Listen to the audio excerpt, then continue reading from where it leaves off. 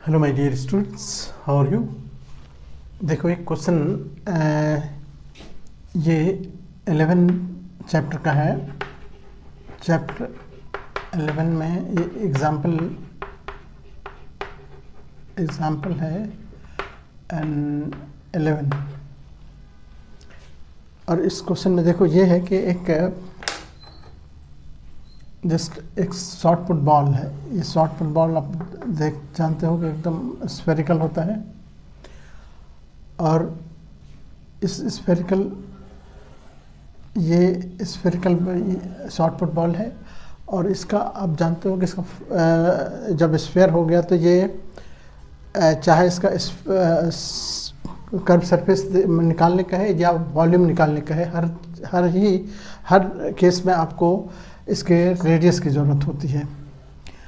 और ये रेडियस इसमें दे रखा है, इसका रेडियस 4.9 सेंटीमीटर इसका रेडियस है। और ये आर बराबर कर सकते हो। आपको फाइंड करना है इसका वॉल्यूम।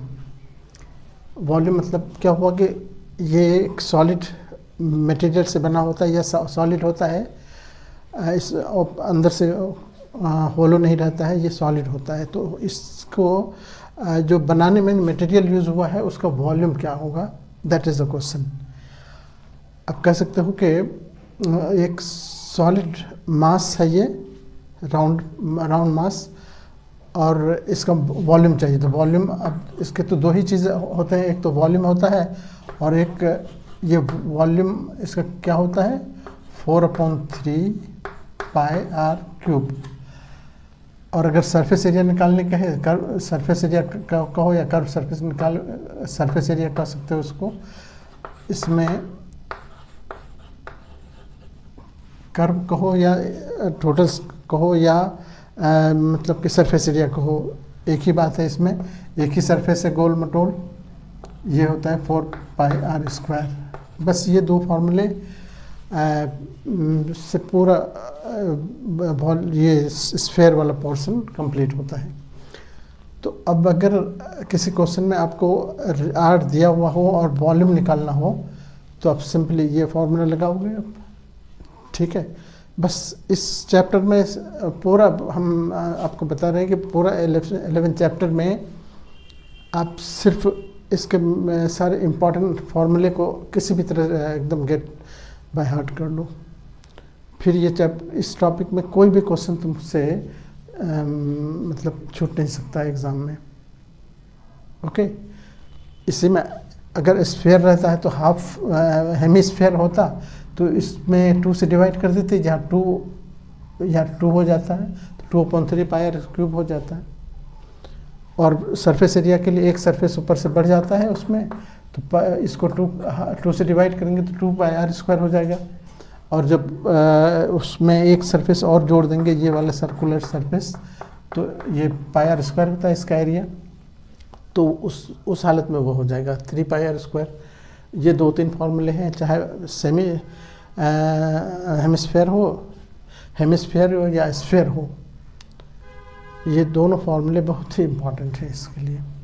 इसी में बस स्फेयर को हाफ कर देंगे तो सेमी हो जाएगा। वॉल्यूम के लिए तो ठीक है, लेकिन कर्व सरफेस के लिए थोड़ा सा प्रॉब्लम हो जाता है कि जब कर्व सरफेस उसका निकालना होता है हेमिस्फेयर का, तो उसमें एक तो नीचे वाला पोर्शन रहता है और एक एडिशनल ऊपर वाला जुड़ जाता है उसमें, ठीक है। तो वॉल्यूम के लिए आप क्या करोगे, वॉल्यूम ऑफ स्फेरिकल ये शॉर्ट पुट बॉल है, शॉर्ट पुट बॉल, ये बराबर क्या होगा 4/3 पाई आर क्यूब। अब 4/3 रहने देंगे, पाई का वैल्यू 22.7, ये 49 है। इसको चाहो तो 49 कर सकते हो, अपॉन 10 कर दो, 49/10 कर दो, 49/10। अगर डेसिमल से प्रॉब्लम है तो इस तरह से कर सकते हैं। 7 7 49 हो गया। और अब ये क्या कहते हैं कि इसको मल्टीप्लाई कर लो, 4 टू जा 8, 4 टू जा 8 और इंटू यहाँ 7 7 जा 49, 7 भी यहाँ बचा हुआ है तो ये 7 हो गया प्लस इंटू 49 इंटू 49, ठीक है।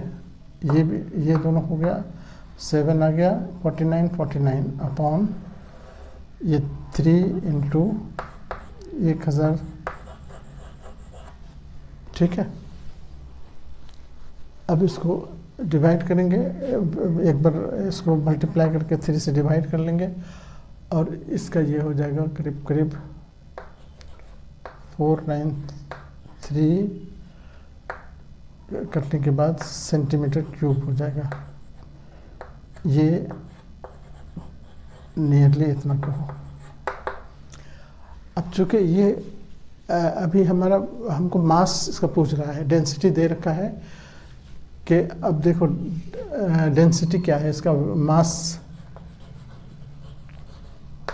मास ऑफ बॉल ये है 7.8 ग्राम पर सेंटीमीटर क्यूब, इसलिए टोटल वेट हो जाएगा, टोटल मास इसका, हमको टोटल मास चाहिए तो टोटल मास के लिए हम क्या करेंगे, 7.8 को मल्टीप्लाई कर देंगे इससे 493 से। अब जो आएगा वो ग्राम में आएगा और हमको